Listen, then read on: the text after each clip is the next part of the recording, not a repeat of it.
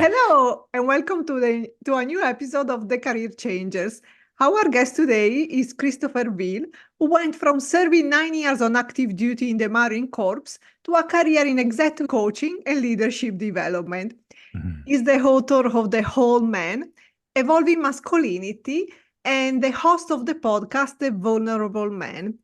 His work around masculinity and vulnerability aims to promote healthier masculinity in order to help men become better allies in addressing the issues of the world. Hi, Christopher. Thank you so much for joining us. Hello, Elisa. I'm so glad to be here. And as I said, I'm looking forward to this conversation. And that's the same for me. And before we delve into the hot topic of the day that is about positive masculinity, I would like to discover everything about your professional background as you Sure. change career too. So, Mhm. how did you start your professional life, or better, what was your first job? Sure. I think my first job when I thought back out of high school, I was a private investigator and a security guard. So when I Oh. finished high school, I wasn't sure what I wanted to do for college. And so I took a couple years off and fell into that. And it was interesting work that really taught me a lot about being curious, which I think served me better later in life. And what was your dream job when you were a child? If you had asked me when I was 8 or 9 years old, I probably would have said a police officer, an astronaut, or a truck driver. And so then when you grow up, how did it happen? How did you start your career in the Marines Corps? Yes. So when I got my degree from college, the next day is when I got my commission in the Marine Corps. I got commissioned as a second lieutenant. And the way I found my way to the Marine Corps was that my college roommate had looked into going into it. And as I learned more about it, I realized, wow, I'm really curious to learn about myself as a leader. And so that's how I found my way into the Marine Corps. Mm. And how has been that experience? I guess you spent quite a long time there. Yes. I really enjoyed my time and the lessons that I learned in the Marines. It taught me a lot about leadership, about good and where I've seen bad examples of leadership, but it also helped me really learn how I could push past my own boundaries and my own perceived boundaries that I had. And I always say, I miss the Marines, but I don't miss the Marine Corps. And that's pretty common for a lot of people that serve. We really appreciate the people that we serve with. Mhm. So how and why did you decide to change your career and to leave the Marine Corps behind? Mm-hmm. As I said, I loved my time that I was in the Marine Corps, but what was happening is I was starting to notice that our deployment cycle of when we would be deployed into different places around the world was starting to get more and more frequent, and the deployments were lasting longer. And I'd set a couple goals for myself when I went into the Marines, and I'd already achieved them. And what I realized is I was getting tired of missing family events like birthdays or holidays or weddings and things like that. And I just decided, I've done the things I wanted to do and it's time to move on and try something new. And so that was really at the core of my decision to get out of the Marines. Mm. So when is in your journey that you started to think about the concept of healthy masculinity, and what inspired you to focus on this topic? Yes. Thank you for asking that. My own journey of exploring what it meant for me, this idea of masculinity and what it meant to be a man, that's what started. So when I left the Marine Corps, I went into construction doing project management, which I say was a job that fit my skills but didn't feed my soul. And in both the Marines and in construction, I did well in the jobs that I did, but I also felt like I could only bring a part of myself. And what I realized is I was being exposed to a very narrow version of what masculinity could be in both of those careers. And so I wanted to explore more and discover what masculinity really meant for me. And that's a big piece of it. And I'll also say another thing that's really kept me focused on this work is I have a daughter, a teenage daughter, and part of what I want to do is make sure that I'm leaving the world a better place for her. And part of that is how do I help create more healthy masculinity in the world? Oh, that sounds beautiful. I wish every man would talk like this. Thank you. So we can be an inspiration today. So in today's world, what can be defined as healthy masculinity versus what is called toxic masculinity? Yes. Elisa, for me, one of the things I do is I like to use the terms healthy and unhealthy masculinity. And I'm Okay. not a big fan of the term toxic masculinity, and I know it got a lot of traction recently. But for me, in a really simplified form, unhealthy masculinity comes from a place of either or thinking. The examples I like to use is either I can be a breadwinner or I can be a caregiver. Either I can be strong and independent as a man, or I can share that I'm struggling and ask for help. When I think about healthy masculinity, it comes from a place of both and. So it could be, I can be a breadwinner and a caregiver. I can be strong and independent and also be vulnerable and know that sometimes I don't have it all figured out. Mm. So, what are some common stereotypes or misconception about masculinity that needs to be challenged, in your Sure. opinion? Yeah, a lot of it falls into what we call this idea of man box thinking. It was a concept that's been around for a while, but it's things like, as a man, you should always win.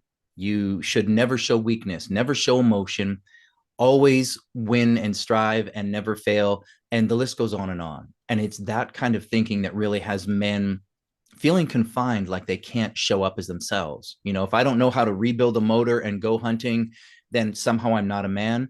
That's part of the myth we need to get rid of and move away from. Mhm.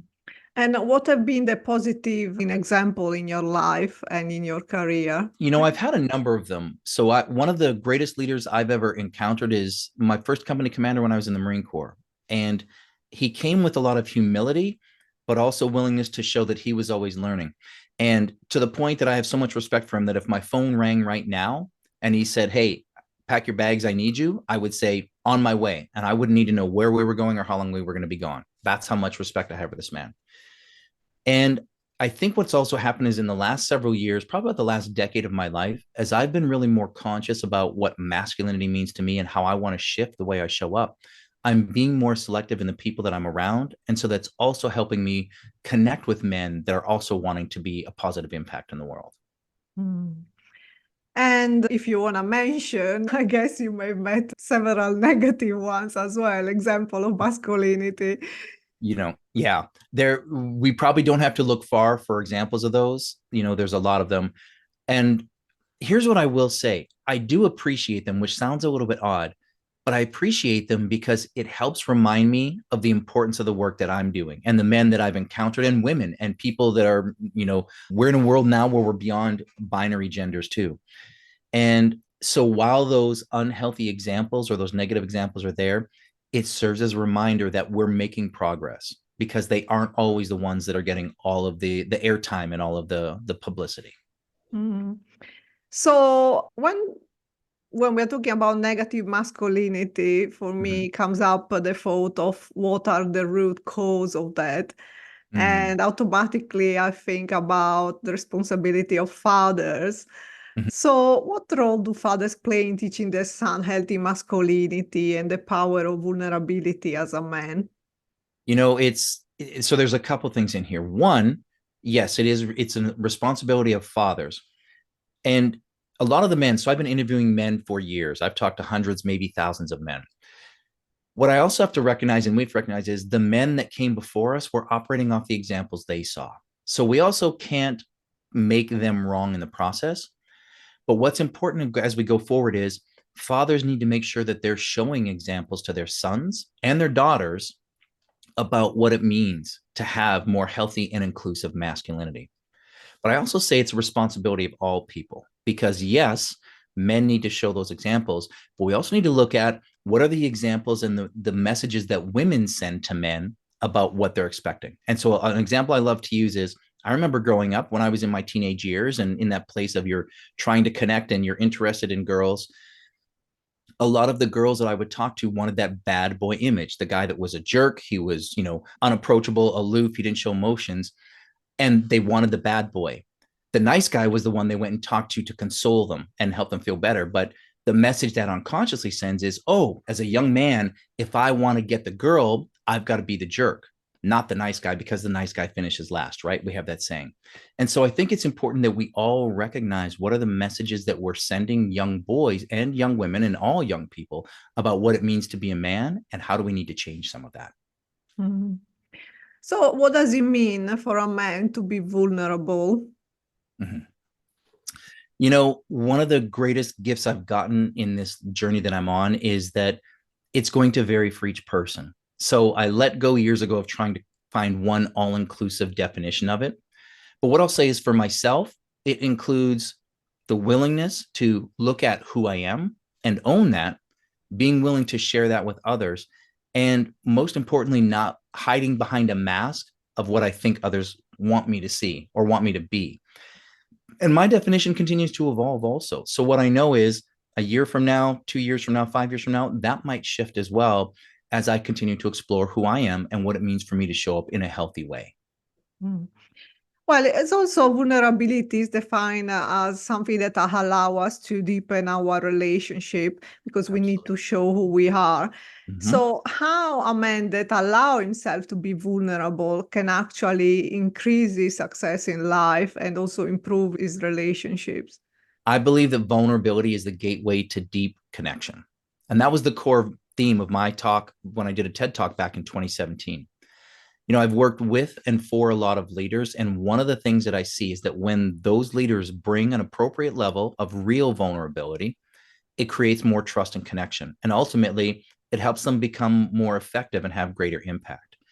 And so what I know is when I think about the leaders that have had the most impact on me, they're the ones that have been willing to bring some vulnerability. And I think that's a key piece, is that we also need to get rid of this idea that people have that vulnerability is a weakness. Because when you ask people about, if someone shares something important or vulnerable to you, how do you feel? And most people will say, wow, I feel really proud, or I appreciate they trusted me with that.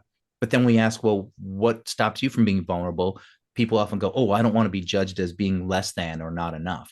And so we need to pull that apart and help people recognize that it is a strength and we're really good at seeing it in others, but not seeing it in ourselves. Mm-hmm. So when we think about men, or at least when I do think about group situation, there is a little bit these stereotypes that men do not talk much about feelings, or they find it more challenging, and it's more about hanging around and maybe sharing activities together. So in the same way, this makes me think that there is a sort of peer pressure to be in a certain way. How can men deal with that and maybe recognize when they need to have a different voice and make positive choices instead of just follow the group? One of the things I think it's important to note is men want deeper connection. As I said, I've interviewed hundreds or thousands of men, and one of the common themes is you can tell they want that. But sometimes we don't feel safe. Again, coming back to some of this man box thinking that we often hear. So what I would say is it's about finding spaces where you feel psychologically safe to do it and really be willing to open up. There is this idea of peer pressure, and sometimes you just need to take that stand. If there's something being said that you don't believe in, you have to have the courage to say, you know what, that's wrong. And there may be repercussions. Other men may, put you in that out group as a result. But ultimately, what I look at it is at the end of the day, when I look at myself in the mirror, can I respect the way I showed up as a man today? And if I can, then I feel I've done the right thing. I think another piece of it that's important too is we need to make sure that we're starting to show more examples of what healthy masculinity is. So if you look at a lot of the portrayals of men in the media, in movies and TV, a lot of the times it's this big, strong, very muscle bound like character, this alpha male who does it all and never needs help. And if there's a man who is sensitive and caring or in touch with his emotions, he's usually the comic sidekick. And so again, that message that it sends to boys is, oh, you want to be the hero of the story, be the strong man that doesn't show emotion. If you're the nice guy, hey, you're coming along for the ride, but that's not what everybody wants. And so the more we start to promote examples of what it can look like, and what I say is a more expansive way of masculinity showing up, then the more it allows men to really step into it. And I think those are all pieces of it. So we need to create new superheroes then.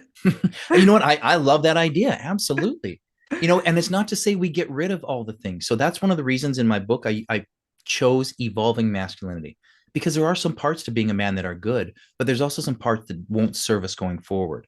So in nature, when an organism evolves, it keeps what it needs and adopts new behaviors to thrive in the new environment. And that's part of what we need to do. Look at how can we create a more expansive version of masculinity for the world.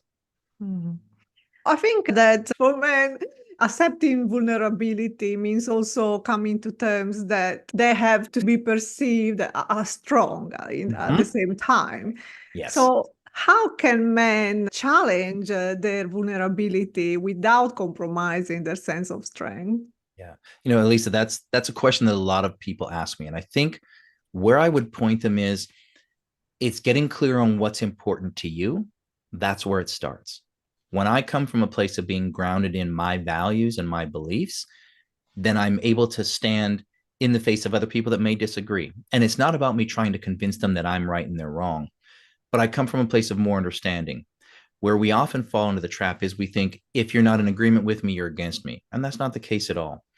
So I think to the question of how can we lean into without compromising our strength, it comes back to that idea of it's not either or.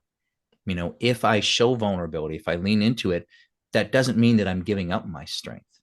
Some of the people that I have the most respect for have been vulnerable, and I don't ever look at them and say, oh, you're weak or you're less strong because of it. It actually, to me, takes strength to show that courage. Yeah, definitely. So you are doing an amazing work, increasing awareness and helping men to become more vulnerable. It's easy to forget what is our impact in the world. But Mhm. how do you feel maybe when you're looking at yourself in the mirror, as you said before, that you are making the world a better place? I think the simple answer is I look actually not at myself, but I look at who are the people in my world now.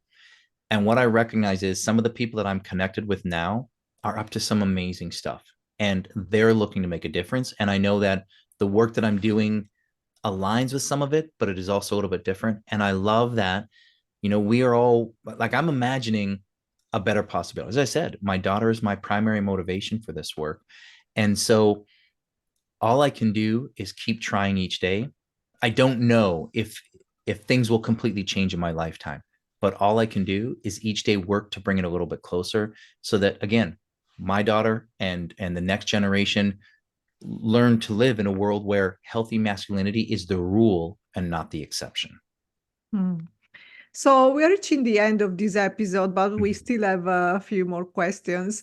So the first one is if you could give only one piece of advice to any man out there that would like for the first time maybe to explore the vulnerable side, what Mhm. would you say? Quite simply, lean in and do it. Start small. You don't have to share the deepest thing in you, but be willing to try something. And it's important to remember that you don't want to let how people respond to your vulnerability stop you. Just because they may be uncomfortable with vulnerability doesn't mean that you're doing it wrong. And for me, that was a big challenge is that I initially, when I would start being vulnerable, other men would sometimes lean back. And what I've learned is they're on their own journey and I can't expect them to be where I'm at, but I'm still going to keep leaning in. Hmm. So how that would manifest, in which ways? One of the things I love to say is go first. So a lot of times we might sit there and wait for someone else to be vulnerable. But one of the other things I've seen is when someone's willing to be vulnerable, it's an invitation for the person in the conversation with them to do the same. And so what I often do is I'm willing, if I'm in a setting, I'm willing to be a little bit vulnerable as a way to open the door. And I'm not attached to whether that other person in the conversation doesn't return. But usually when I do, they're willing to do the same. And that's where we can really start to take the connection deeper. Hmm. And in your experience, what's the biggest challenge the men have to face to open up themselves to vulnerability? It's letting go of the concern about how you'll be judged. A lot of men, again, I point to the thing I said before.